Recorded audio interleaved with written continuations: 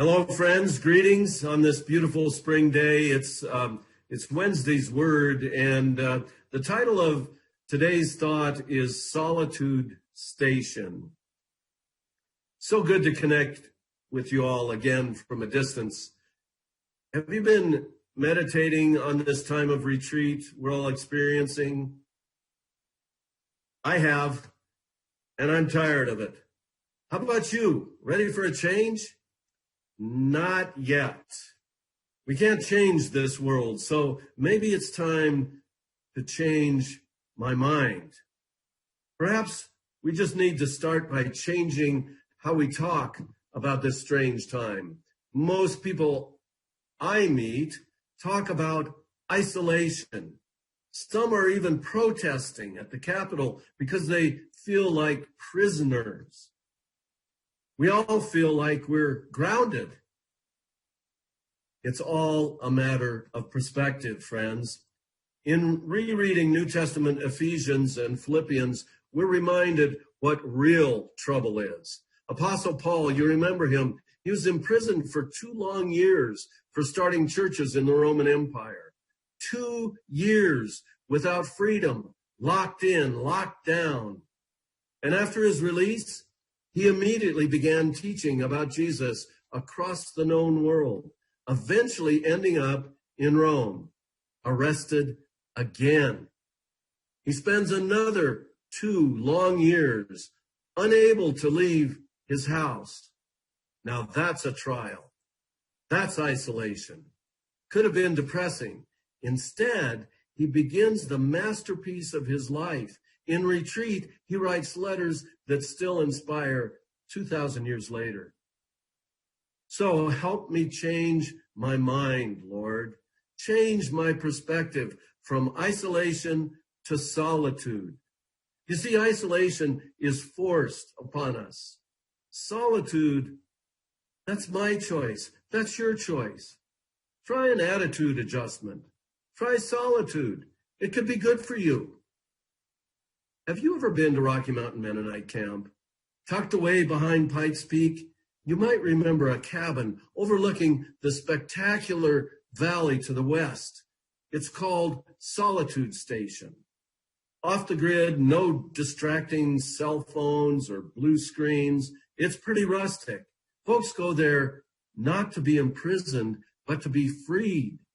It's a choice, you see. We can choose bitterness and isolation, or we can choose beauty and solitude.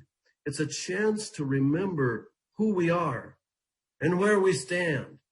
An opportunity to simply watch the sun come up and go down without interruption.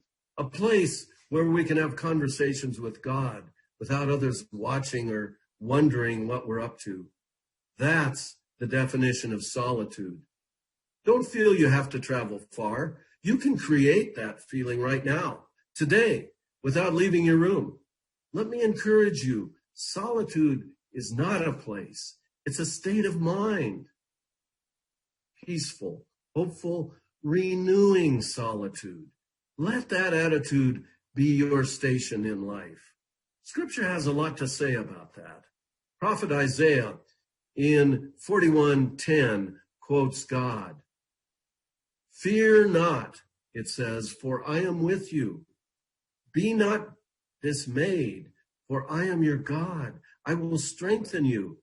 Yes, I will help you in solitude.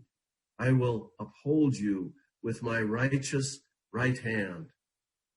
Several of you have been sharing your solitude experiences with me these last weeks. One idea shared is not new, but it's hopeful. This person said, I've been spending time looking for a silver lining to this time of waiting. Another said this, I try to make sure during this time of solitude that I learn something new from every difficult experience. And I've learned a lot about myself lately. Finally, a friend shared this poem with me. It captured lots of what COVID has brought. I hope it's meaningful to you. It's called A Poem of Retreat and Solitude. God speaks to each of us as he makes us, then walks with us silently out of the night. These are the words we dimly hear. You, sent out beyond your recall, go to the limits of your longing. Embody me, flare up like a flame, and make big shadows I can move in. Let everything happen to you in beauty and in terror. Just keep going. No feeling is final. Don't let yourself lose me. Nearby is the country they call life. You will know it by its seriousness. Give me your hand. That poem was by Maria Rilke. Let me close now with encouragement. You know, we're all living together through a time of unknowns. Part of it will become the story of our lives, become a way to share wisdom to those either too young or too distracted to make sense of it. Just now, we're looking towards the end of our solitude in the next month. All of us, each of us, are imagining the better versions of ourselves when we reemerge from this solitude. We will be more appreciative of each other, more patient, more grateful. I pray those feelings will come today and that they will last. But for now, we're calling out across that high mountain valley to the future and waiting to hear the echo bounce back. Be well, be safe. I miss you, I love you, and pray for you, each of you.